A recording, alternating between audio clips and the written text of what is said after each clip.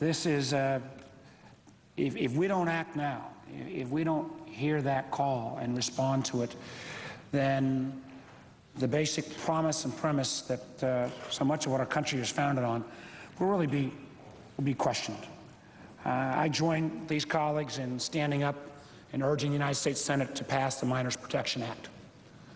We have mines, just as in Pennsylvania and Ohio and West Virginia and Southwest Virginia. Quite honestly, I think, as my colleagues, no one fully understands what it's like to mine coal until you've been underground, until you see the enormously challenging conditions that men and women, mostly men, worked under for decades to power our nation. Senator Manchin, who often recites the history of this proud industry, but that industry has gone through dramatic changes.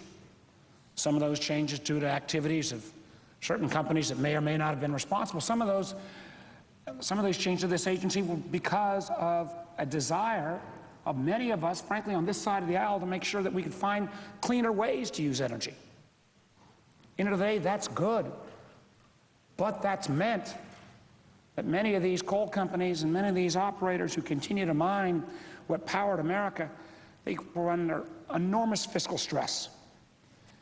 And the result being not enough miners, coal companies that went bankrupt, and unfortunately the pension funds that would protect these miners now in jeopardy.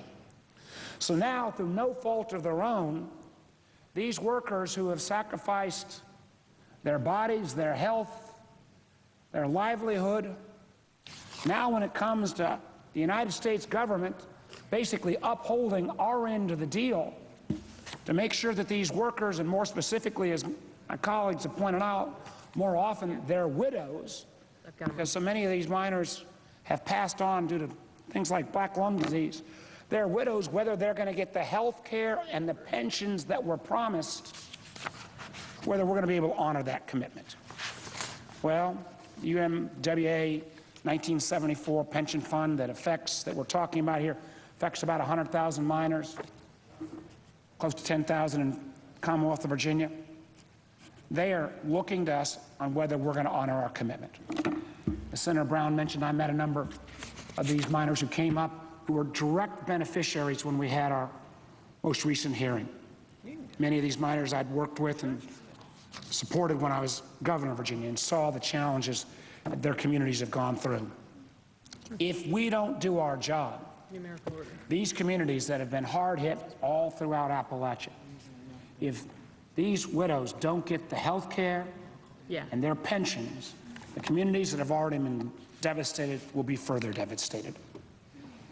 If we allow this pension fund to go bankrupt and go insolvent, it'll already put additional strains on the PBGC, which is already under enormous strain.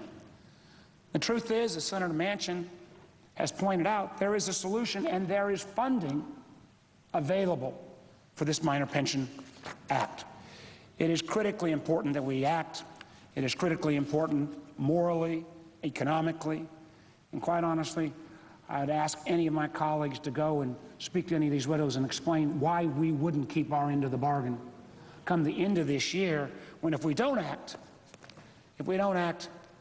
these health care benefits will disappear. So, Mr. President, I hope that we will act on this bipartisan legislation.